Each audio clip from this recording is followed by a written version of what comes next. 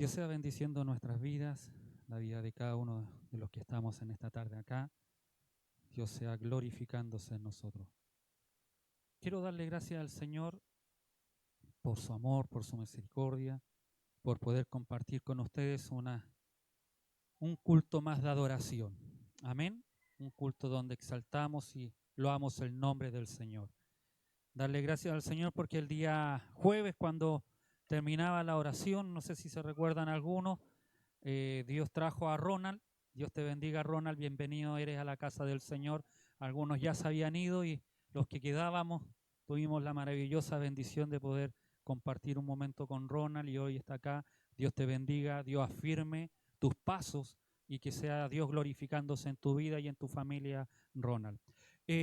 Giovanni, no sé si está por ahí el mapa de que presentábamos anteriormente. Lo vamos a necesitar hoy día.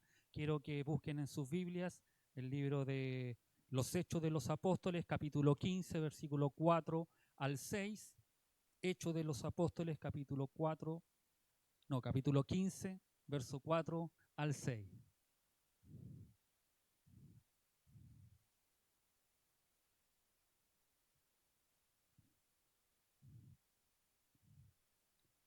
Si lo ha encontrado, lo voy a invitar a que se ponga de pies y le daremos lectura en el nombre de nuestro Señor Jesucristo. Y llegados a Jerusalén, fueron recibidos por la iglesia y los apóstoles y los ancianos, y refirieron todas las cosas que Dios había hecho con ellos. Pero algunos de la secta de los fariseos que habían creído se levantaron diciendo: es necesario circuncidarlos y mandarles que guarden la ley de Moisés. Y se reunieron los apóstoles y los ancianos para conocer de este asunto. Amén. Tome su asiento.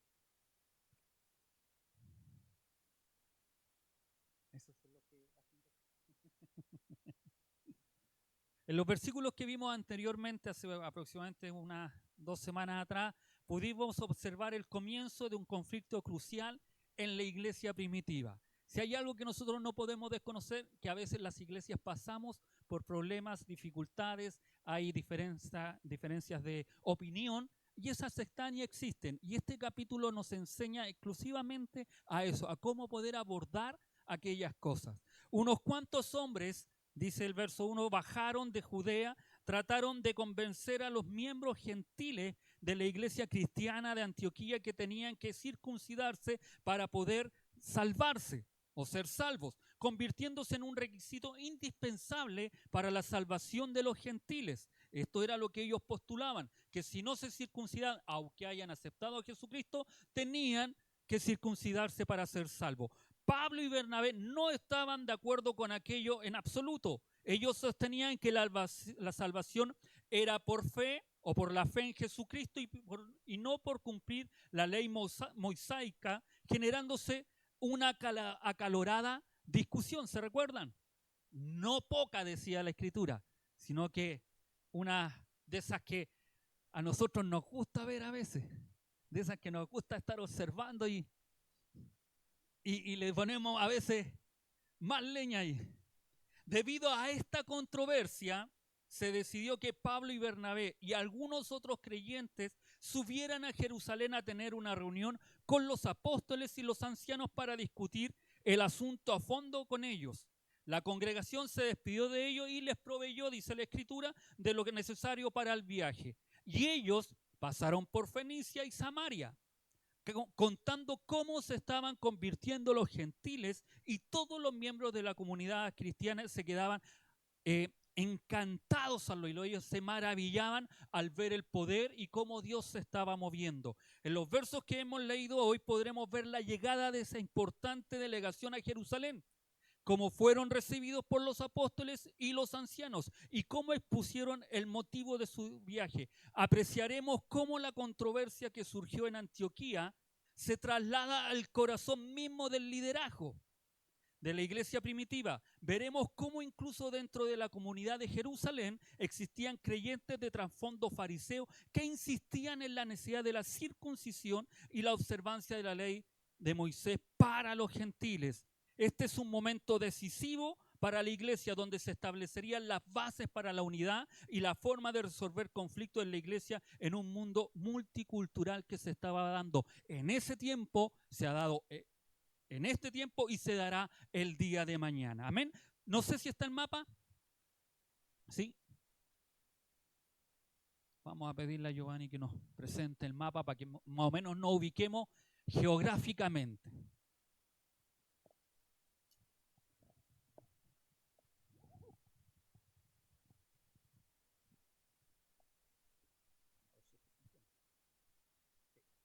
Ya. Ahí está Antioquía. ¿Ya?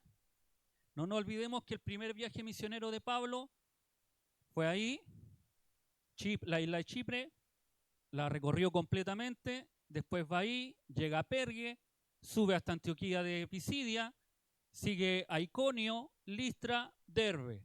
Después se devuelve por los mismos lugares, llegando a Atalía, barco hasta Antioquía. Y de ahí, acá está Jerusalén, para que nos ubiquemos. El recorrido que hace Pablo ahora es desde Antioquía, que nosotros lo vemos como bajando, pero en realidad ya, si cambiamos el mapa, es subiendo. Por eso dice, ellos subieron. Y los de aquí, esto habían ido unos fariseos, amigos de que querían que se circuncidaran, ¿se recuerdan? Y no se trasladaron a Antioquía. Tuvieron discusión, pelea con Pablo y Bernabé ahí en ese lugar, y dijeron, ya, esto no puede ser, esto no puede continuar. Entonces, ¿qué hicieron? Bajaron. Y al bajar, se fueron pasando por aquellas ciudades, predicando por Samaria, por Fenicia, hablando de las cosas que el Señor había hecho, hasta que llegaron a Jerusalén, que nos encontramos el día de hoy en este pasaje. Amén. Ahí nos explicamos bien, más o menos nos ubicamos geográficamente. Todo el recorrido, esto nosotros lo vemos, esto lo hicimos en un día o 2 días. No, mire todo el recorrido que se realizó para ir a conversar ciertas cosas. Dice el verso 4, cuando llegaron a Jerusalén, fueron recibidos por la iglesia los apóstoles y los ancianos. La acogida en Jerusalén fue cordial. Llegó Pablo, llegó Bernabé junto con los que venían, fue cordial. La palabra recibidos transmite la sensación de que el cuerpo de Cristo los recibió y los abrazó con deleite, como cuando nosotros vamos a algún evento cristiano, vamos a alguna convocatoria que nos hace el sector y nosotros vamos, nos dirigimos, llegamos allá y abrazamos a los hermanos que no habíamos visto hace tiempo, los abrazamos con cariño. No creo que vamos a abrazar con alguien, no. Y esa cordialidad es la que ellos vivieron. Amén. La llegada de la delegación de Antioquía es un hecho histórico y significativo. Se realiza una reunión con la iglesia, los apóstoles, aquellos que caminaron con Jesús y fueron testigos de su resurrección, y los ancianos líderes de la iglesia. Es decir, no era cualquier iglesia a la que ellos llegaron y fueron, sino que era la iglesia madre, como se le llama en algunas traducciones, era donde ellos llegaron a hablar y a contar lo que había sucedido, lo que estaba pasando. Cuando dice, refirieron todas las cosas que Dios había hecho con ellos, Pablo y Bernabé presentaron su informe a la iglesia en Jerusalén, así como también lo habían dado en la iglesia de Antioquía. ¿Se recuerdan? Que ellos dijeron, mira, fuimos aquí, fuimos allá, allá nos echaron, allá nos apiedraron, allá nos tiraron a veces como estábamos casi muertos, porque hay que contar las ganadas y también las perdidas. Nosotros no podemos decir y cerrarnos a que no hemos, a veces sí sufrimos, sí estamos en complicación. Y también Pablo da ese informe de las cosas que pasó y de las cosas que vivió. Le informaron de cómo habían predicado el evangelio a hombres y mujeres por todas partes en Galicia, que era el lugar que presentábamos, y que muchos de esas personas habían aceptado a Cristo, que incluso no nos olvidemos que en alguna oportunidad incluso los tomaron como si ellos fueran dioses. Y después ellos dijeron, no, nosotros somos igual que ustedes, semejante a ustedes. Y de ahí, después que dijeron eso, los apiedraron, los echaron. Se trataba de personas que no sabían nada sobre la ley de Moisés. Estos que les predicaron, a los que le hablaron de la palabra del Señor, ellos no tenían idea de qué es lo que era la ley de Moisés. Simplemente ellos confiaron en Cristo y debido a su fe eran salvos. El que Dios estuviera con ellos, cuando dice Dios había hecho con ellos o ministraba con ellos o Dios los usó a ellos, demostraba su aprobación de evangelizar a los gentiles, enfatizando una acción soberana de Dios en la conversión y aceptación que los gentiles fueran salvos por obedecer el evangelio. No nos olvidemos que los judíos, que se había predicado, Cristo murió y después que descendió el poder del Espíritu Santo, los cristianos de la época estaban predicando, pero le predicaban a judíos. No nos olvidemos de eso. Y que en un lugar X, en una predicación, cuando se fueron aquellos que en la persecución de Esteban, escucharon unos que no eran judíos, que eran griegos, helenistas, y llevaron la palabra a Antioquía. Se recuerdan que que eran dos que ni siquiera aparecen sus nombres en la escritura, pero que nos llevó a ver que nosotros, cada uno de nosotros debemos llevar el evangelio. ¿Se recuerdan en esa oportunidad hace unos meses atrás? Cuando ellos dicen que Dios había estado con ellos, enfatiza la acción soberana de Dios en la conversión y aceptación de los gentiles, por obedecer el evangelio sin circuncidarse y guardar la ley de Moisés. No era exigencia. Cuando Pablo predicaba, cuando Bernabé hablaba, cuando Pedro le predicó a Cornelio, no había necesidad de circuncidarse. No nos olvidemos de aquellos hechos que ocurrieron, porque la Escritura nos dice que cuando Pedro le predica a Cornelio, dice que el Espíritu Santo descendió. Amén.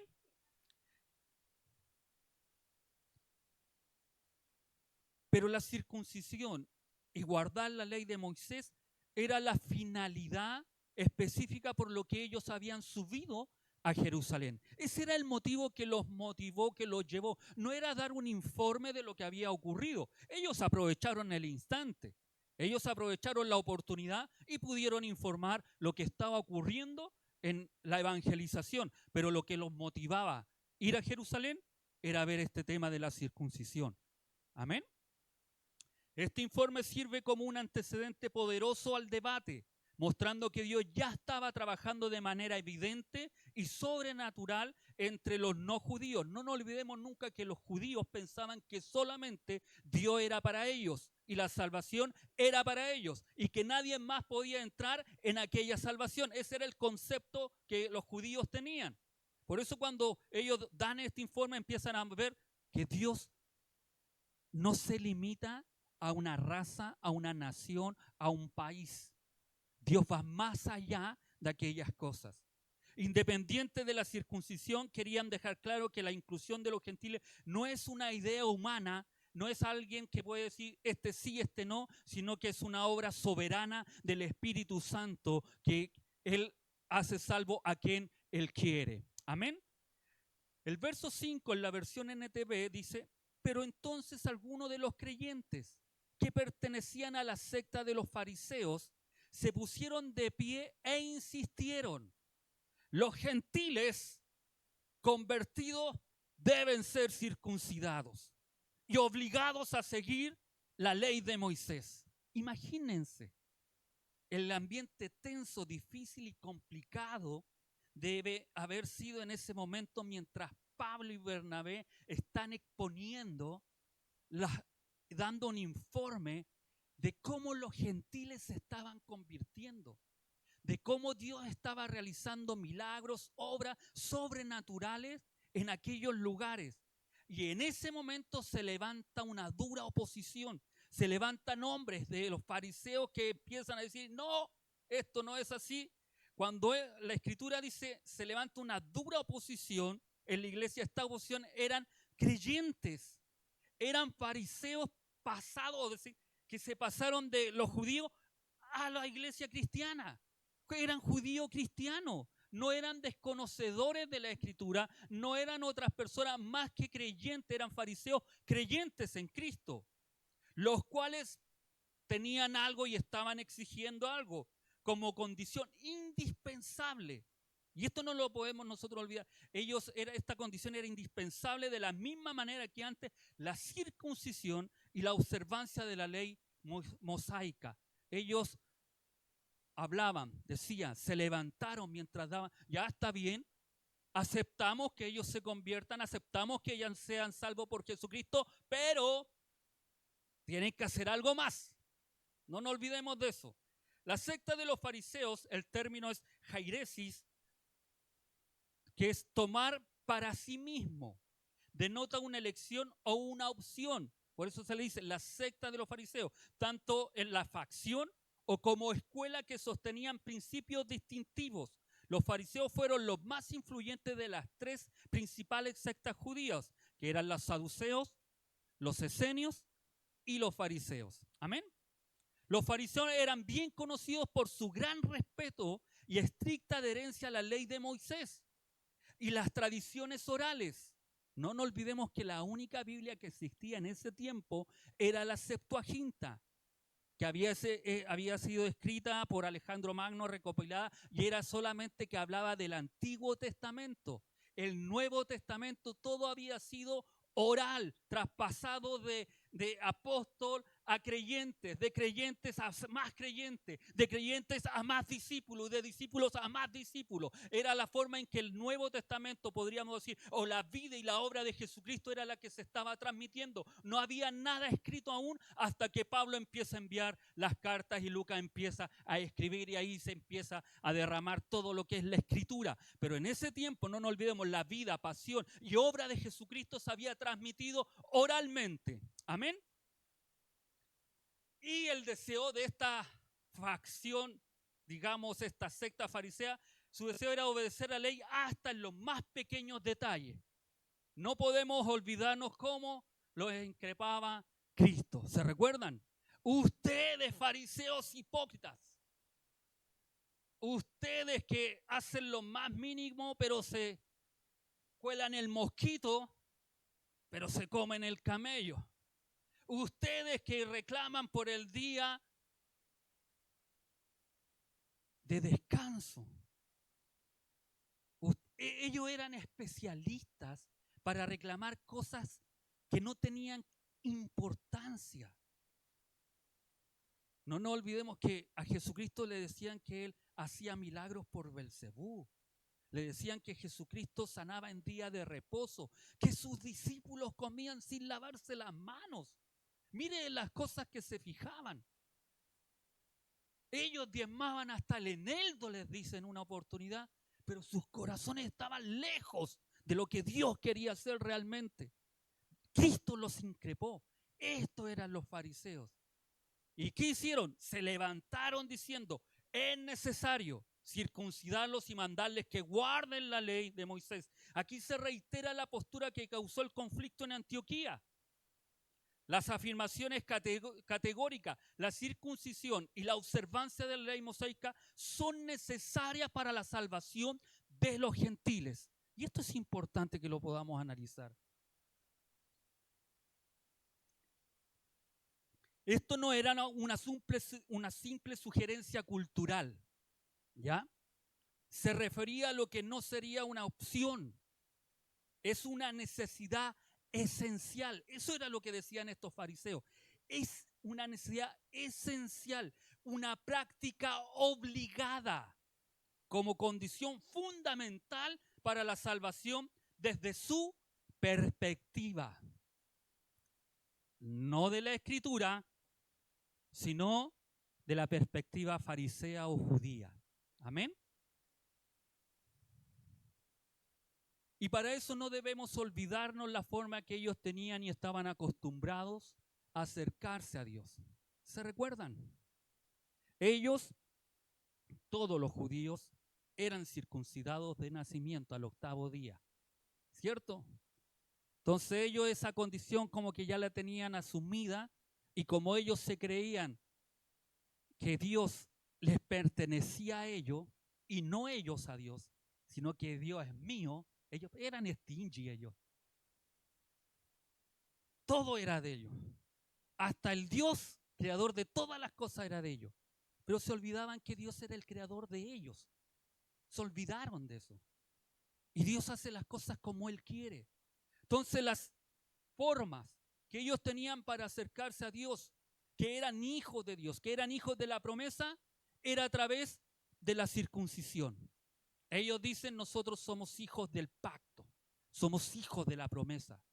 Este que no es circuncidado no puede ser hijo del pacto porque no está circuncidado. Ese era el pensamiento que ellos tenían y querían que los gentiles pudieran tener en sus vidas.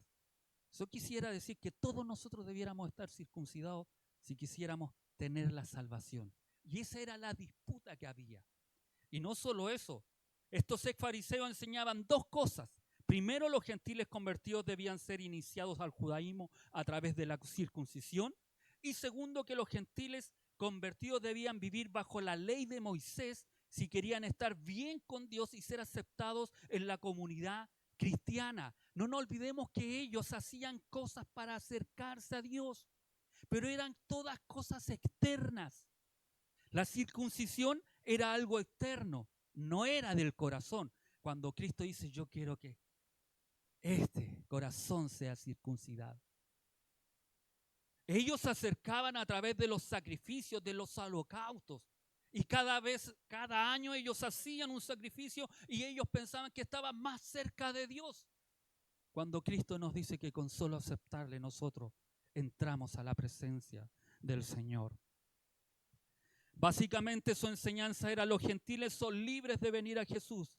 Les damos la bienvenida y queremos que vengan a Jesús, pero tienen que venir a través de la ley de Moisés para poder venir y tener vida eterna.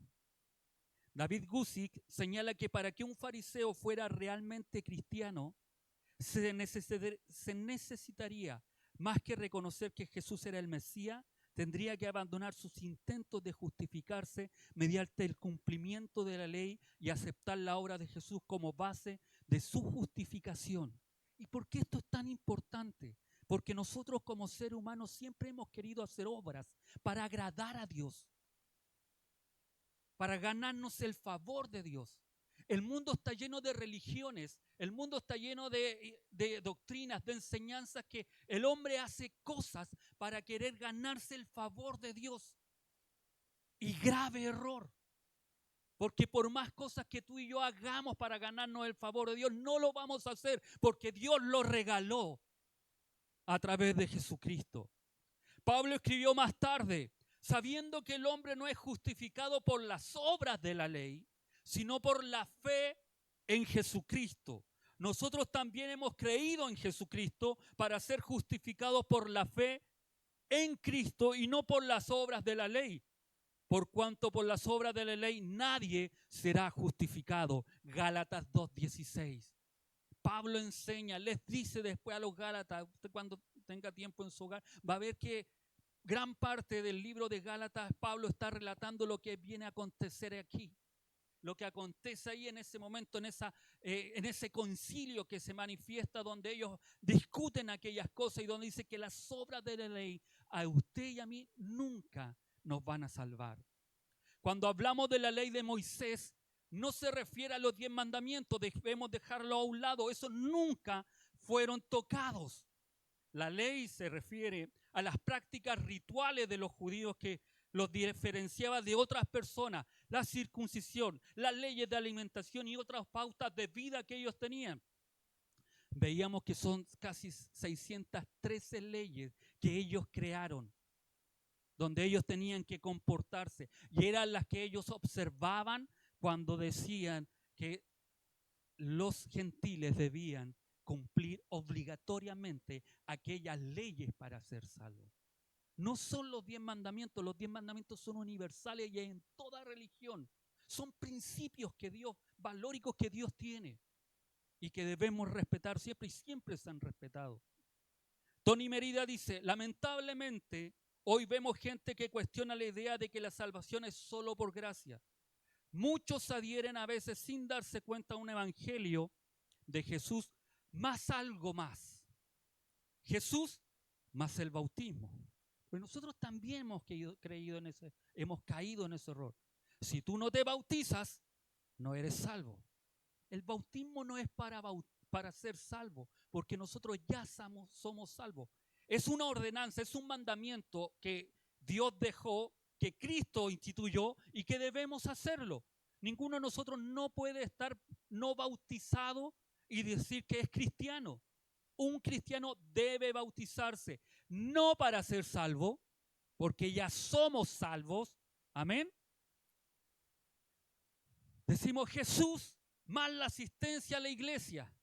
Jesús más los momentos de tranquilidad. Jesús más las ofrendas y los diezmos que demos. Jesús más esto y Jesús más esto otro. Pero si añadimos algo al evangelio, lo perdemos. La matemática del evangelio funciona así. Jesús más nada es igual a todo. Amén. Lo vuelvo a repetir. La matemática del evangelio funciona de la siguiente forma. Jesús más nada igual a todo. La obra de Jesucristo es totalmente suficiente. Eso es lo que quiere decir aquella ecuación matemática para los que les gusta razonar. No necesitamos nada más que a Cristo en nuestras vidas. Si a esa suma tú y yo le ponemos algo, mis fuerzas, mis recursos, mi vida, no tienes y no heredamos vida eterna. Jesús es suficiente. Amén. Este evangelio de la exclusividad salvadora de Jesús por la gracia siempre será cuestionado, porque el modelo predeterminado de nuestro corazón humano es la justicia basada siempre en las obras y no en la fe. Si hay algo que nos cuesta, y lo podemos ver, para los que no supieron, los jóvenes fueron en una mañana el Día de la Madre, el día sábado, a repartir café y unos pastelitos muy ricos, unas tortas de yogur, unas donas que llegaron y uno empolvado a las personas que trabajan en la feria. Se fueron muy temprano, llegaron ahí y las personas cuando llegaban ahí no querían recibir lo que ellos, los jóvenes llevaban, porque pensaban cuál es el valor. Pero cuando ellos le decían, no, es gratis, se sorprendían. Porque cada uno de nosotros nos cuesta creer cuando alguien nos regala algo. Siempre estamos, ya, pero ¿cuánto te debo? Nunca pensamos que las cosas se pueden hacer gratuitamente por amor, como lo hizo Jesucristo. Por eso nosotros normalmente nuestro corazón humano predetermina, ya, Dios me salvó, pero ¿qué tengo que hacer yo? ¿Cuál es la obra que yo debo realizar? Y la Escritura nos enseña y nos dice que tú y yo no debemos realizar ninguna obra. Solo creer, solo tener fe, solo confiar, solo entregar mi vida y seguir a Jesucristo como mi Señor, como mi Kyrios, como mi amo, como mi dueño. Es lo único que tú y yo debemos hacer. Hacer lo que la voluntad de Dios quiere en nuestras vidas. Amén. La salvación solo por gracia distingue al cristianismo de todas las demás religiones del mundo. La religión se basa en el desempeño humano, pero nadie se ha salvado jamás por el desempeño humano ni por las observancias religiosas. Más adelante lo vamos a ver cuando habla Pedro en este mismo concilio. Él nos va a enseñar y nos va a capacitar y nos va a decir y les va a decir a ellos, nunca ustedes pudieron. Si ustedes no pudieron cumplir con aquellas cosas, ¿por qué se las exigimos a estos otros? Y a veces nos parecemos nosotros a aquellos fariseos cuando le exigimos a los hermanos cosas que ni siquiera nosotros hacemos. Amén. Pero eso es para más adelante. No se pierda esos cultos donde Dios seguirá hablando a nuestras vidas a través de este capítulo. Verso 6. Y se reunieron los apóstoles y los ancianos para examinar este asunto. Los líderes de la iglesia, los apóstoles y los ancianos se congregan específicamente para examinar y debatir esta cuestión doctrinal. No se trató de una decisión apresurada, sino de un proceso de discernimiento en conjunto y teológico. Es decir, todos opinaron, todos hablaron, todos escucharon, todos dieron y examinaron lo que estaba sucediendo. Esto marca el inicio oficial de lo que conocemos como el Concilio de Jerusalén alrededor del año 49 a 50 después de Cristo. Aproximadamente 10 años después, mire el tiempo que ha pasado, aproximadamente 10 años después de la conversión más significativa que registra el libro de los Hechos, con la que da comienzo la predicación a los gentiles, que es cuando Pedro habla con Cornelio. ¿Y por qué significativa? Porque en ese momento se abre la ruta, se abre la salvación hacia los gentiles. Después viene lo que sucedió en Antioquía, después viene lo que sucede con Pablo cuando Bernabé va a ver Antioquía y va a ver lo que estaba sucediendo porque llegó a oídos de Jerusalén, de que en Antioquía estaban convirtiéndose, había una iglesia cristiana que no estaba compuesta por judíos, sino que estaba compuesta por gentiles, y él va a observar y queda perplejo, queda maravillado al ver cómo el poder de Dios se manifiesta en esos hombres sencillos. Llama a Pablo, enseñan, y allí el Espíritu Santo después los lleva, y vimos todo lo que sucedió cuando el Espíritu Santo va y le dice: apártenme a Pablo y Bernabé, que yo los necesito para el ministerio, y ellos van y predican la palabra del Señor. Era importante, se dio paso en este concilio a lo que había ocurrido hace 10 años atrás. Esto no fue de un día para otro. Esto va aconteciendo y están viendo las conversaciones y mucha gente convirtiéndose. Pero estos fariseos aún querían y decían: esto no es posible. Estos tienen que circuncidarse y seguir la ley.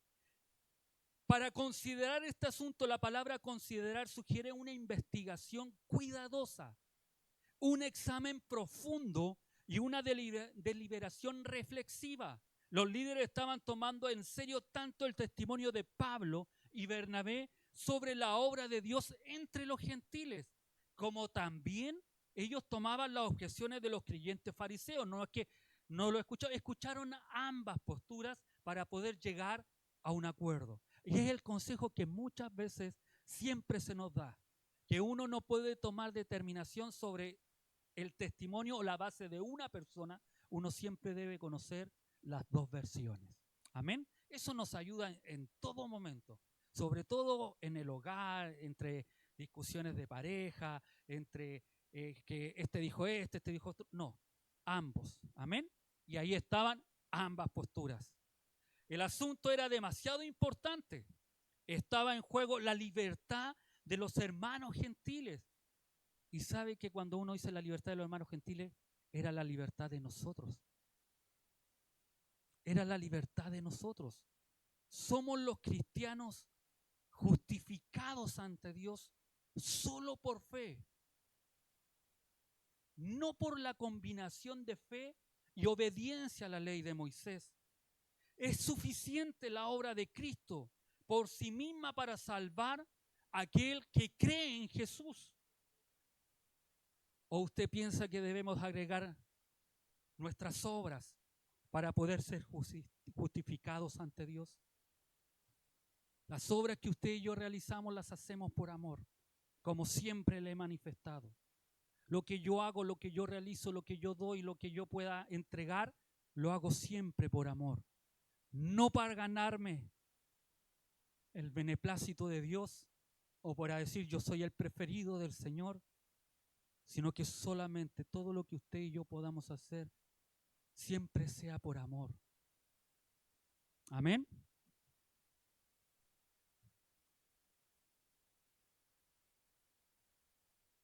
Pero la iglesia contemporánea no está exenta de desacuerdos sobre doctrina, práctica o cómo aplicar la fe a los complejos problemas actuales que se viven hoy. Esto nos recuerda que incluso dentro de la iglesia surgen posturas firmes que desafían la comprensión a veces del Evangelio. Y muchas veces usted y yo podemos discutir o pensar, tener un pensamiento: es que así yo me crecí, es que así yo entendí. Pero cuando la Escritura nos habla, nosotros debemos rendirnos a la palabra del Señor. No es lo que tú creas o lo que yo piense, es lo que la palabra de Dios nos enseña, es lo que la palabra de Dios dice. Y en eso nosotros a veces tenemos que bajar todas esas estructuras que ponemos para que la palabra de Dios sea la que crezca. Cuando esto ocurre, en lugar de evadirlos o demonizar a quienes piensan diferente, porque en más de alguna oportunidad Si alguien que no piensa igual a ti o a mí, ¿qué decimos? Este tiene demonio. Este está endemoniado.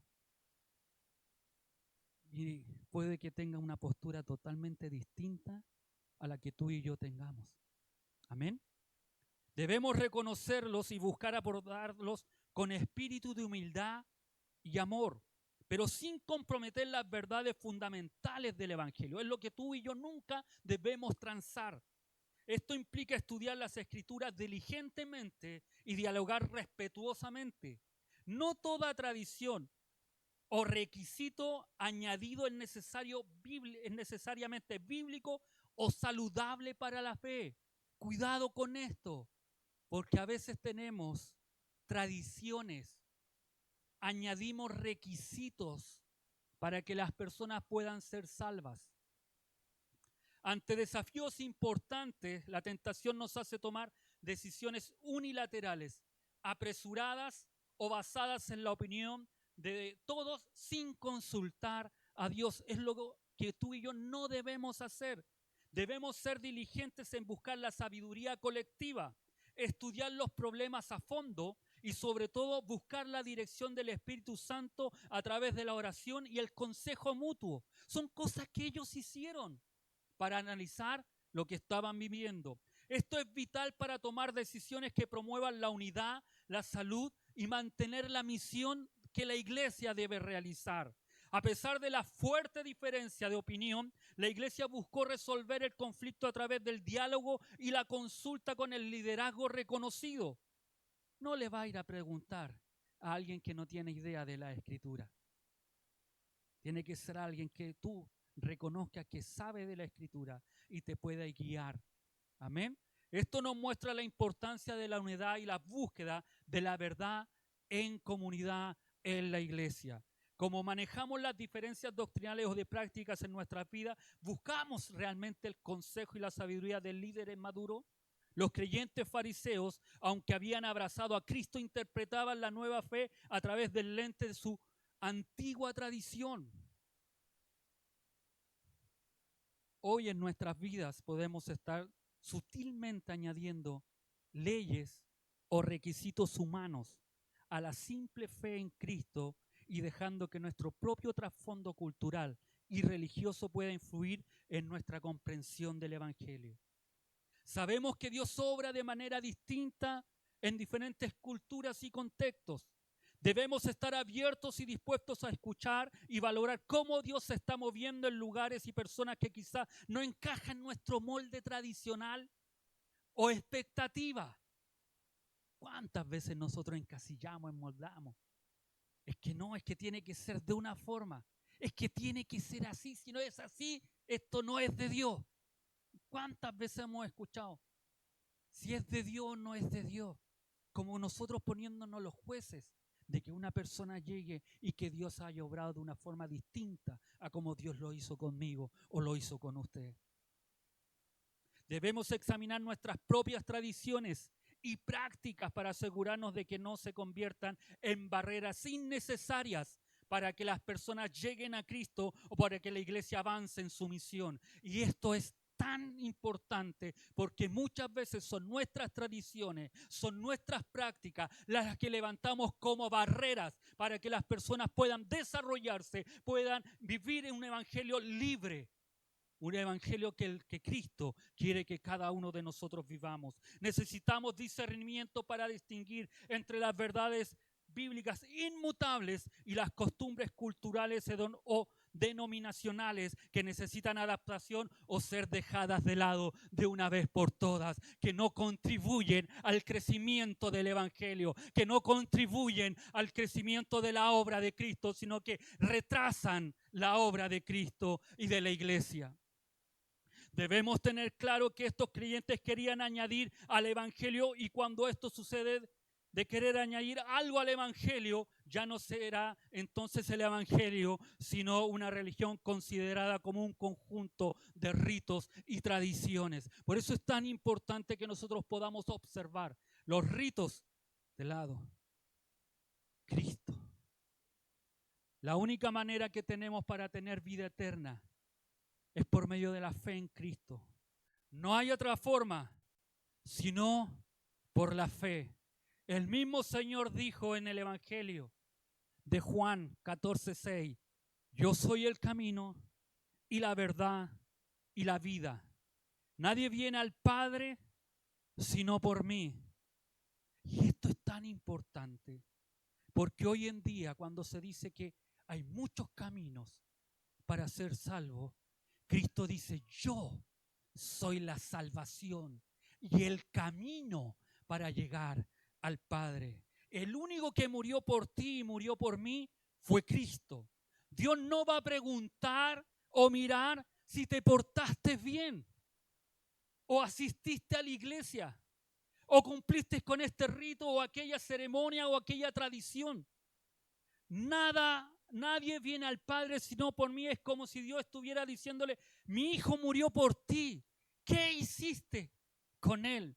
¿Qué hicimos con él?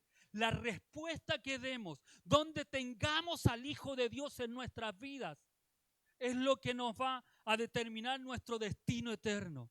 No hay otra cosa más que determine nuestro destino eterno, nuestra vida eterna, sino es tener a Jesucristo, creer en Él, confiar en Él, entregar nuestras vidas a Él y seguirle a Él. No hay otra cosa más. Podrás portarte bien, podrás hacer muchas cosas bien como el mundo la hace. Pero si no está Cristo entronado en nuestros corazones, si Cristo no tiene la preeminencia en nuestras vidas, si Cristo no lo tienes en el primer lugar de tu vida, de nada nos sirve hacer cosas para querernos ganar la voluntad de Dios. Cristo ya se entregó por amor a cada uno de nosotros. Tú no necesitas hacer nada, solo aceptar el regalo que Cristo nos dio. Amén. Y es eso lo que usted y yo debemos enseñar. Y es eso lo que usted y yo debemos predicar. Más que ven a Cristo para que te dé un trabajo. Ven a Cristo para que solucione tus problemas matrimoniales. Ven a Cristo para esto y esto otro. No. Ven a Cristo para que tengas vida eterna. Ven a Cristo para que te puedas reconciliar con el Padre. Ven a Cristo para que la presencia de Dios esté en tu vida y en la mía. Ven a Cristo porque Él es el camino a Dios. Amén. Póngase de pie, vamos a orar al Señor. Voy a invitar a mi amada esposa.